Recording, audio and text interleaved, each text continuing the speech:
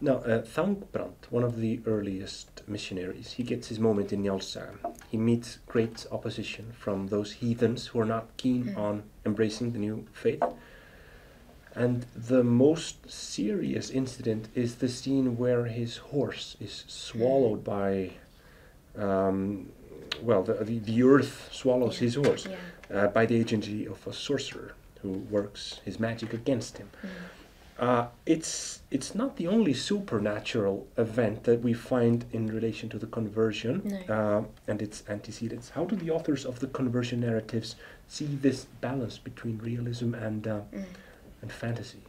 Yeah, it's a wonderful scene where the earth swallows up Thangbrand's horse, and it's actually a good scene to discuss in relation to this question about realism and fantasy, because actually Sigurður Nordal has written an article in which he argues that actually this is something that could have happened, and he suggests that Thangbrandr is riding across, I think it's Myrdalssand, and that there could have been a glacial cavity under the sand that was covered over and which gave way when his horse rode over it. And he actually quotes accounts of this having happened in the same area in the 17th and 18th century. So there's an element of the realistic even about this scene in relation to the Icelandic landscape or the volcanic landscape, perhaps.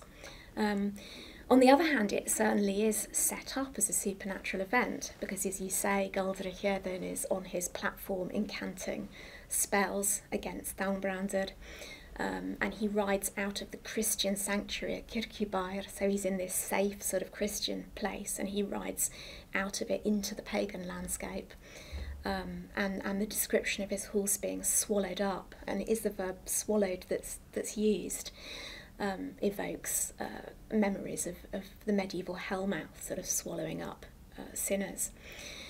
So there is certainly an otherworldly feel to that scene, and you get it in other places as well, actually. So at the end of the saga during the Battle of Clontarf, we're told that the priest at Thvautau, which is where Hallur of Seether is converted, sees the depth of the sea open up right next to the altar of the church. So there are these moments where the other world does impinge on the sort of human, realistic, historical narrative in Jarl's saga.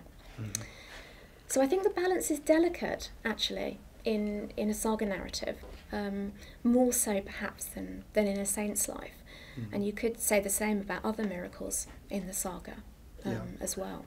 Yeah, well, the first scene that we get after the conversion episode is a miracle. Yeah. There's the story of Aumundi, the blind man, who gets his eyesight back temporarily and kills his father's killer. Now, it's hardly a coincidence that this comes directly after the conversion episode.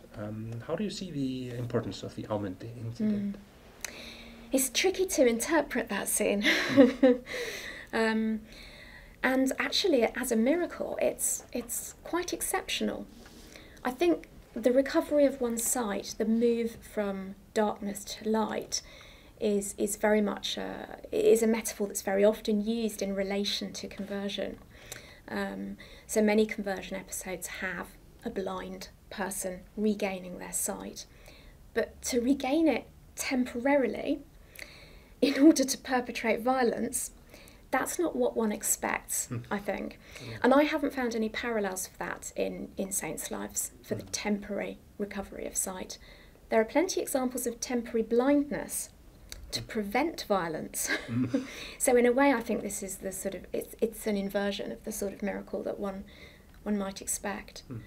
Now, it has been argued by Andrew Hamer that the reason why Aumundi is plunged back into darkness again after killing his father's killer is because he shouldn't have done it.